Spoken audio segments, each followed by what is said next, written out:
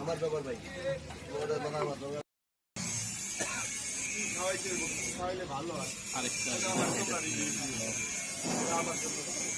বন্ধু কেমন হয়েছে?